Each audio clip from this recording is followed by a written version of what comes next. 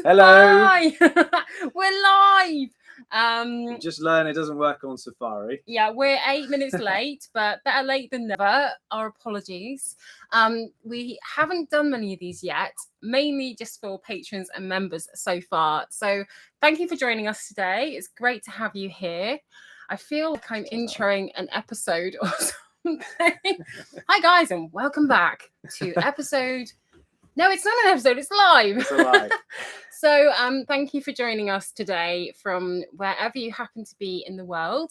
And if you've made a specific effort to either stay up or get up early, we really appreciate you being here. Hello, Ross. Hello. Where's your Mephos? Oh, it's over here. He's got one. It's Mamos. Is it Mam? Oh, it's Mamos. Are you more of a Mamos drinker? Definitely. Yeah, I forget. He drinks so many. Okay, so we are going to try and keep a bit of an eye on the comment section, but today is not a Q&A, so it's very difficult obviously to keep track of questions when there are so many of you, so we tend to do. Sorry, Mark was asking. Oh, right.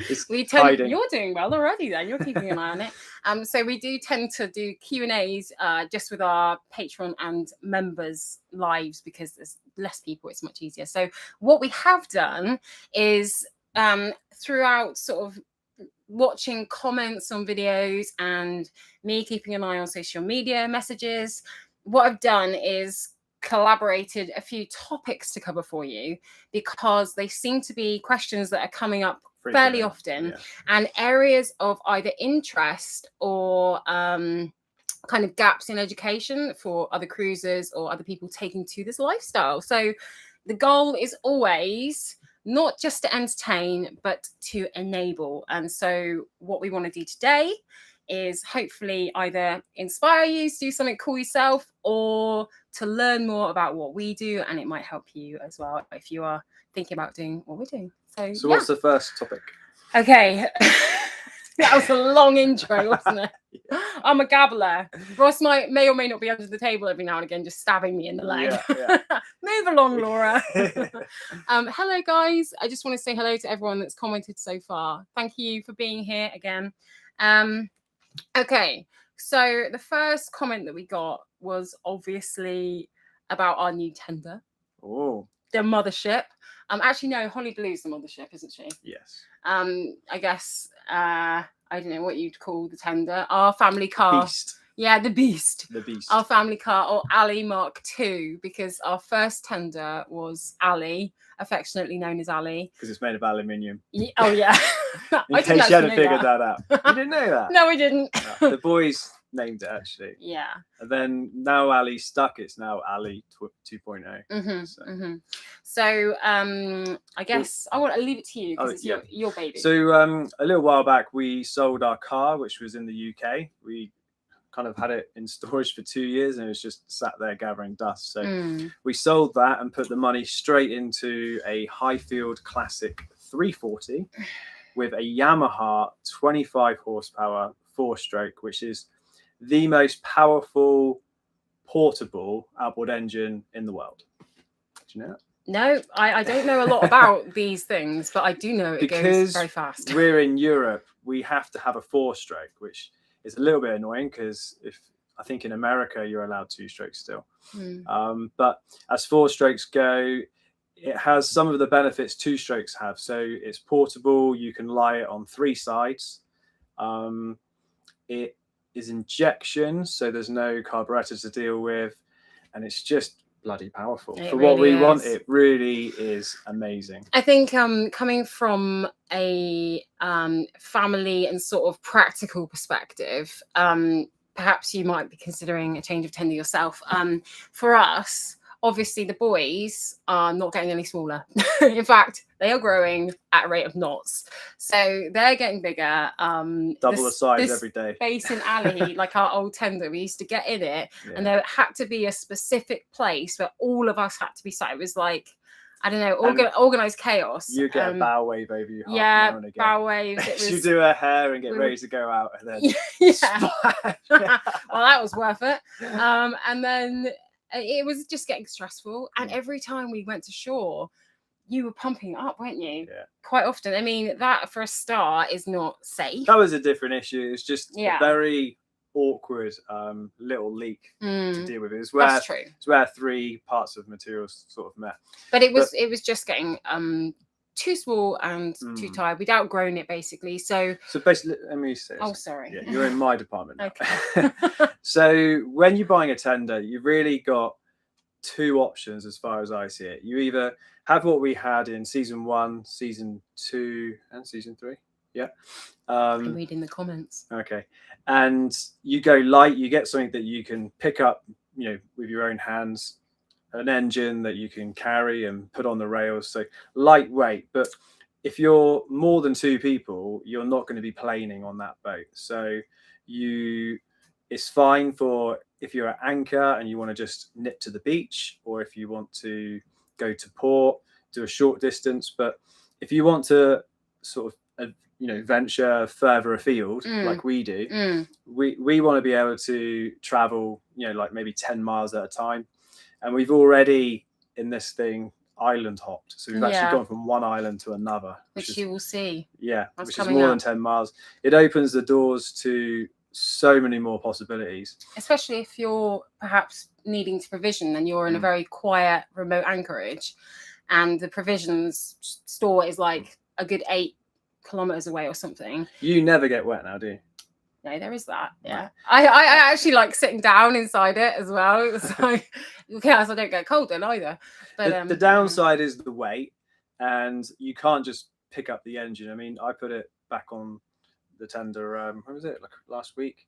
But two guys can lift it fine. It's about 60 kilos, so pretty heavy. But once you get around that, in our next episode, I've explained in quite a lot of detail how we lift it on our boat, which is only a Bavaria 42, quite a small yacht for this type of boat. I've had in the marina at least 50 people say, don't you think it's a bit big for your boat? It does look it, to be fair. But if you watch the next episode, you'll see that it works fine. Yeah, and I think we 100% don't regret it. No, oh my goodness, absolutely not. It is absolutely revolutionary. Like one of the things that we've obviously revolutionized, and we are also going to be talking a bit more about a couple of other things that we're going to do, which just make life that little bit more breezy. And safe, because obviously we now have a boat that can tug our boat or someone else's. I mean, it was just the other day they were at port and Ross was dropping someone's anchor for them because they dragged and he had the anchor on it and he was taking it out and helping them out. So and then straight after someone else crossed anchors and pulled someone else's anchor. Yeah, it was a bit of a mess. But basically, Ross has there's a bit of a theme.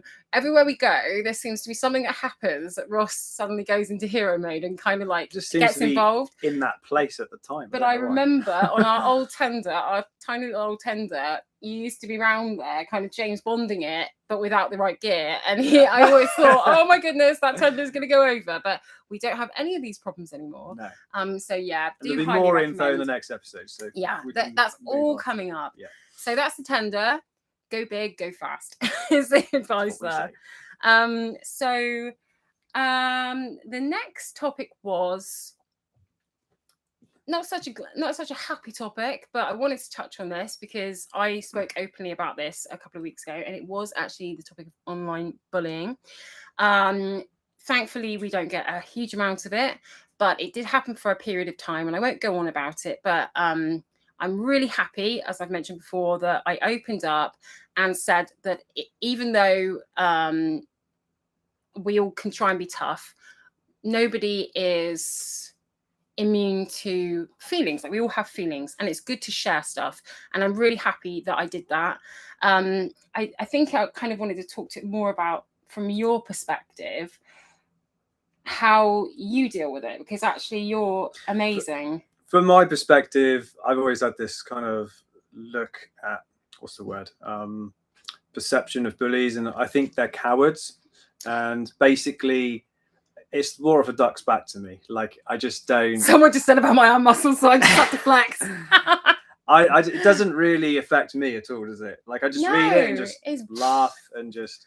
I'll either delete it, give it a thumbs up or whatever. But with Laura, unfortunately, I don't know No, if I it's think because it's you're fortunate. a lady or you know. Are you talking about Emotional side? Yeah, that's not unfortunate. I think it's a good thing to have a balance, and we have that balance because you're more gathered and you can hold your emotions together.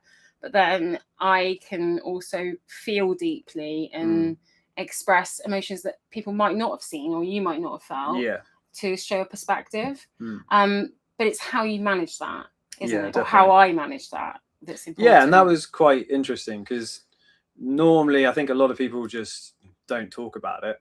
But you actually flipped it around and actually brought it out to the reason why I do that is because I think every time I go through something privately or personal, I think that everyone has the potential to turn something painful into something beautiful, like what we did with episode 7.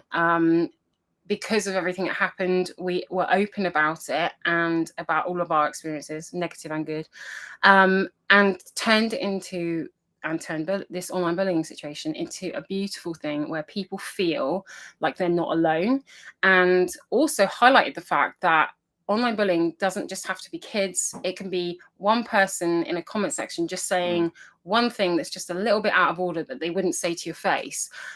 So it's about making people more aware just of the words that come out of their mouths, because nowadays you can pretty much say whatever you want, and the internet isn't really policed.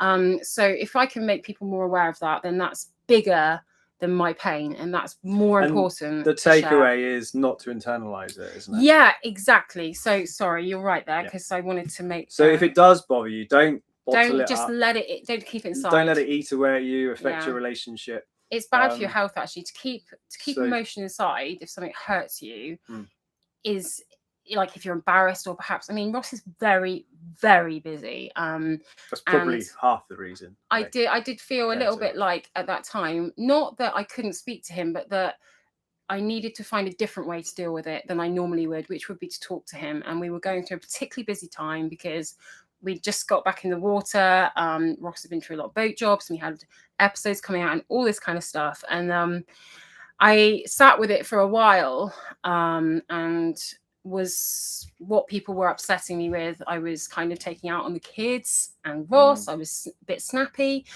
And I was like, this can't go on, but what can I do about it? And that was... you just went head on and dealt with it, it came to me that, right, come on, let's just put it out there, be honest, see what comes back. And as a result... the support you got after that, I was surprised, nicely surprised. It really helped, didn't it? It did, but to make it like not less about me and more about you guys, like if you are going through something, just believe that if you share it, if you pick up the phone and talk to anyone, someone will be there for you. And I didn't know that would happen for me, and it did, and I was very pleasantly surprised. So just, if there's any take home from this, just don't keep whatever you're going through inside, and don't be afraid to share, because you're not weak for sharing, you're not weak for struggling, you're strong actually, because when you reach out, it's hard, and that shows strength. So that's all I got to say about that. That's all I have to say about that. Okay, so Forrest Gump. I think it might be.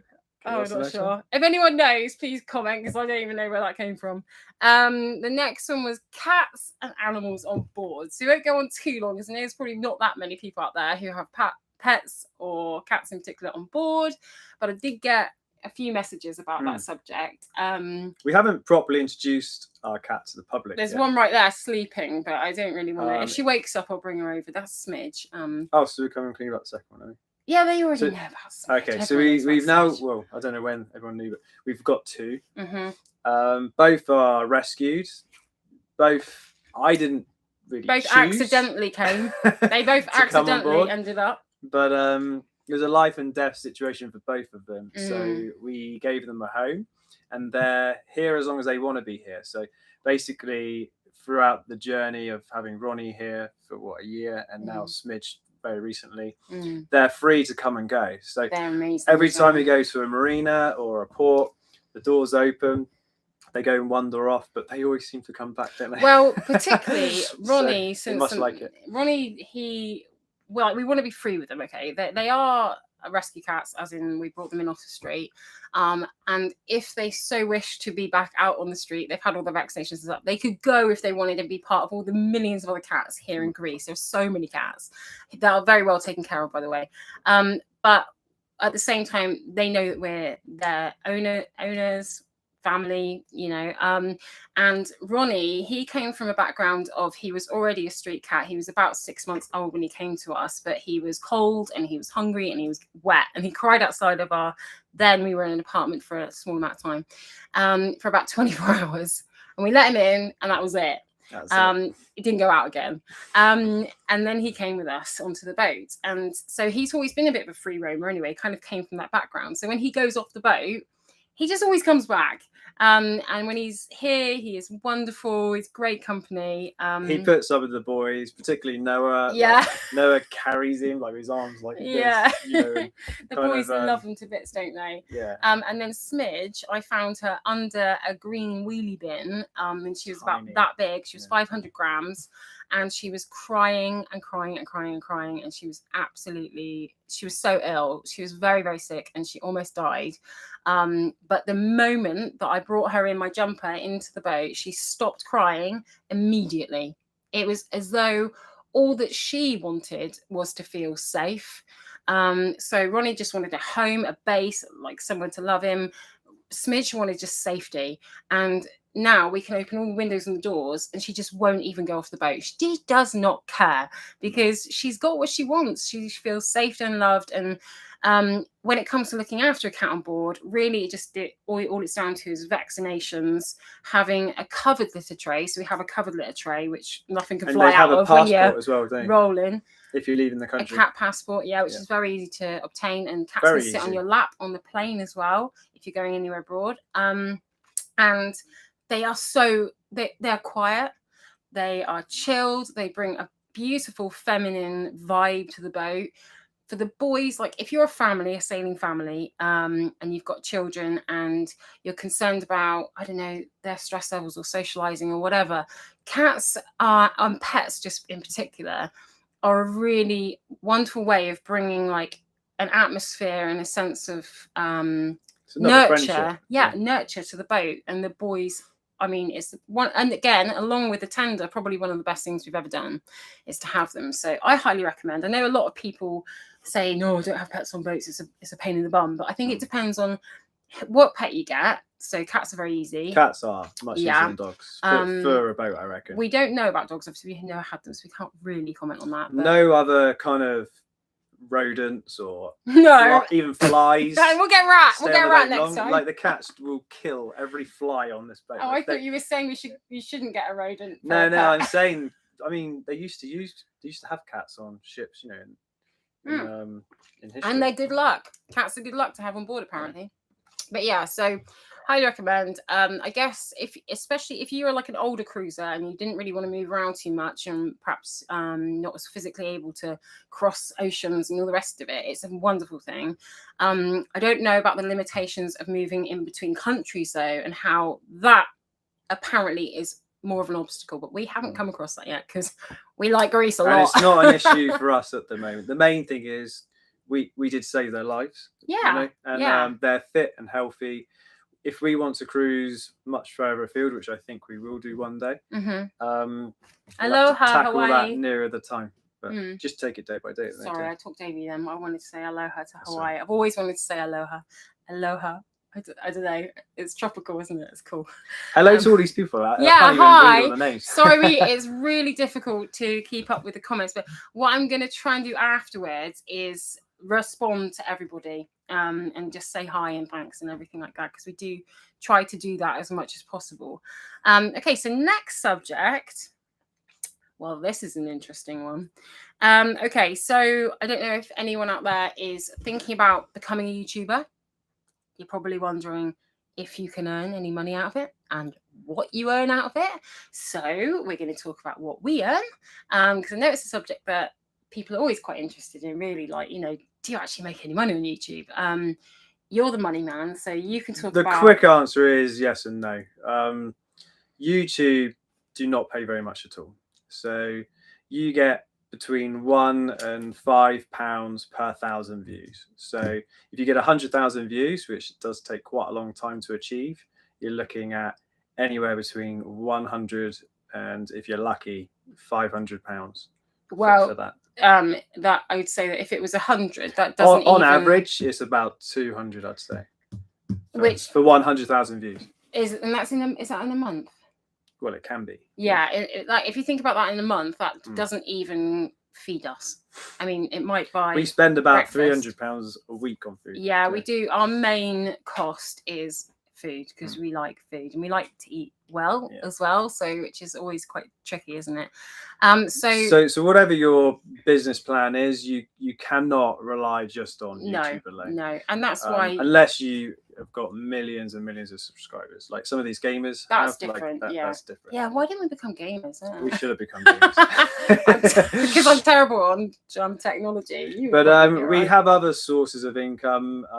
Laura does online coaching and things like that. Yeah, I've been doing that we have some other things, but to do with the sailing, we have Patreon and website memberships. Now, currently, that's been growing slowly. We haven't really been pushing that. But there is a reason for that, isn't there? Much for that. Let me talk. Oh, sorry.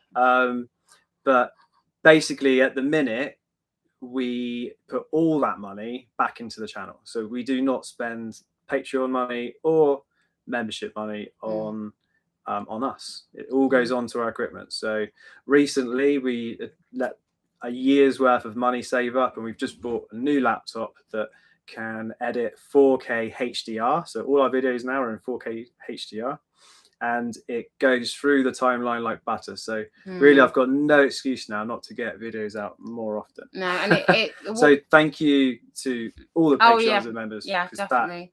That has come from them. If you guys see, if you're a Patreon member and you see the channel quality improving, and you see also the frequency of videos improving, then please know you were massive in that process. Like Ross says, we don't spend that, we save it and we plow it back into what we're doing, because we want to improve all the time what we're doing. The money we live off is mainly to do with YouTube sponsorships. So that is kind of where we're pushing our business. We're working with some marinas that you may have seen, and we've got some product integrations with a lot more sailing related products coming up, and installations, and that is what feeds us. So if you see one of those adverts, we hope they're interesting and relevant to the channel, but that is actually how we are living doing this. So,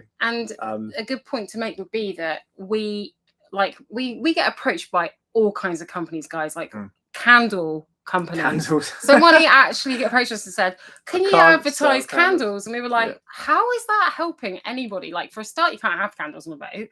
You can, but I wouldn't recommend. I wouldn't recommend it. No. But also, you know, it's not helping you guys. Like, a candle isn't gonna improve your life. And so when we only endorse companies that we truly believe in and that we would recommend, because it's changed our lives. I mean, you would have seen the recent one with AG1, and that for me was massive, because I've been doing the fitness thing, doing the online coaching thing for years now, and I've been kind of like waiting for that one company that I would love to work with. Part of Laura's coaching is nutrition, and funnily enough, everything in AG1 is what nutrition. You've been teaching my clients for years. And also what I practice myself. I always practice what I preach, and like, oh my goodness, so it meant a lot to me. And so if you see, like, people know BS, like they know when you're not invested in a product, and we hope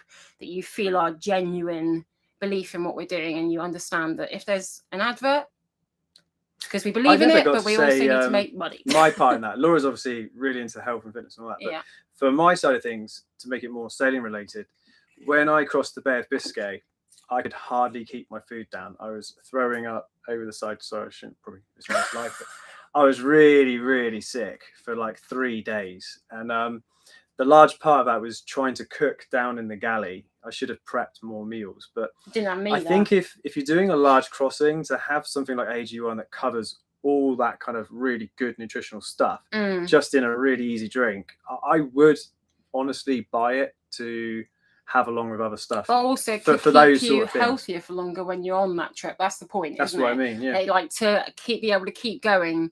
You got to do what you got to do. I wonder if it would work for you with hangovers. It does work. It does work. He put up a sale the other day with his mate, and he wasn't too bad after many beers the night before. About 14 cans of Mamos that night. Yeah, it was a good night though. We've got some good friends. We've made some really lovely friends already this season, and we're really excited about any of you who might be coming to the Aegean. Oh, no, we're not in the Aegean. Oh, I keep saying things. Which ocean are we in? Not allowed to say. Anyway, if you're coming to Greece, because we are going to be in Greece, we're definitely going to be in Greece. We really hope to meet up with some of you. We've met some really lovely people who watch the channel, but also just made new friends as well, and it's really nice. So we've got 2 more subjects, so we won't keep you too much longer. Hope you've enjoyed it so far. As you can see, I talk a lot, and he tries to talk a lot. And I can't edit this out. So. No, this is the reality for Ross's editing. This is why it takes so long. Laura, you talked a lot in that section.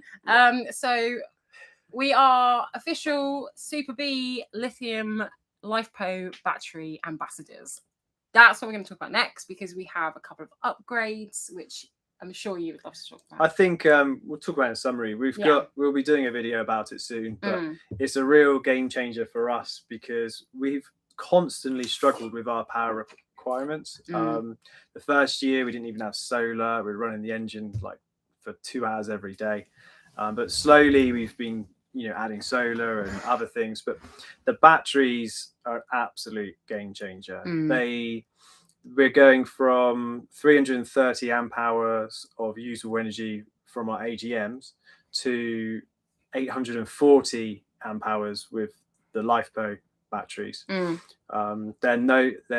Super B Nomadas. Nomads? No, I'm not sure. I didn't Nomadas, I think. We'll show you properly in the video. Yeah. They're modular, so they're only 90 mil wide, and you can slot them in and stack them up in series. In all kind of tight spaces, so they're good for that. They're proper marine leisure batteries, so they have some sort of special rating for marine purposes. They have 3,500 full 100% discharge cycles. Thank you. I remember that. Cycles, which means, teacher's point. Let's just say the average person who owns a boat does 6 months of sailing a year. That's 20 years worth of full cycles. That's you using all of it every day. 20 years. In reality, you'll probably do between 20 and 80%, something like that, and keep charging it. That's just gonna outlive you. It's going to be a massive weight off our shoulders, isn't it? Because we usually have to start the boat every morning for an hour if we're out on anchor, and it's especially if it's been a cloudy day. And if we're going, it means we have to up anchor, go to port sometimes. We now have a couple more appliances, like a really cool Ninja air fryer oven, which has been a massive game changer. And yeah, it's just going to make life much easier. But I wanted to mention the fact that a lot of people are concerned about lithium batteries because they think they explode. I was. It's the first thing I did, and the first thing I saw on YouTube was a boat exploding. So yeah, but these are LifePo 4. They're a different kind of lithium, and they are much more stable. In fact, they cannot catch fire. They can't explode. You can pierce them. And if you're interested in it, have a look online and read up about it. It's very good. And also, what I really particularly loved was the fact that they're non-contaminating, non-toxic, and they don't use any rare earth metals, so they're environmentally friendly as well in that respect, which obviously is when you become a liveaboard or you have a boat, you just become very connected with in the environment and nature and your particular footprint on the earth, and so yeah, that's a nice feeling coming along with that. We won't tell you our other installations just yet. We'll keep that a surprise, but we have got a few game changers, and so it means that the channel is going to be evolving because we're going to be going into a few more like installation videos and more kind of like, I guess, still beautiful, of course, because Ross will do his thing. We've also got some really nice toys, yes, mainly for the boys, but I'm sure I'm going to be happy to have some fun with them as well. They're getting of an age where they need to go a bit faster, as you'll have seen them on the triple jet ski in Thailand in our last episode. They've got a need for speed, so like their dad. So yeah, it's exciting. We've got some really exciting things coming up going forwards, and a bit of traveling going on by boat. So we're going to be sailing from here on in. Like, as you can see, we are back on holiday now. We had an amazing time in Thailand, but it is so good to be back here floating. Just the feeling that you get when you step back on your boat. We are completely ready for summer, aren't we? Oh man! And the reason I'm saying and we're waiting for it as well. You think it's summer, but I don't know what's going on in Greece right now. But we haven't had the best weather. It's not started yet. The summer has not begun, and actually, we're not bothered about it right now because we've got installations and all kinds of other stuff going on, which is exciting in its own way. So the fact that it's a bit grey and gloomy at the moment isn't such a big deal because we're not sailing yet, but we will be very, very, very soon. So, yeah, I think that's everything, isn't it? Sums it up pretty much. Thank you. Thanks so much for being here and for listening to us rattle on. And particularly for those ones who've got up early. Hope you enjoyed your coffee. Or stayed up late. I can't see where you are now. But we really do appreciate like every single comment, like everything that everyone says. I really try hard to get back to everyone, and we hope the main thing is that you have got some kind of value out of this live today. Please comment, let us know if you have, and if you have any further questions, I'll try and get back to you. But otherwise, we'll see you in the next episode. Yep, coming soon. Yeah, now all we got to do is figure out how to turn it off because I don't know how to do that. Just leave it running. Cheers, guys. Thank you. Take care. Bye. Bye. Bye.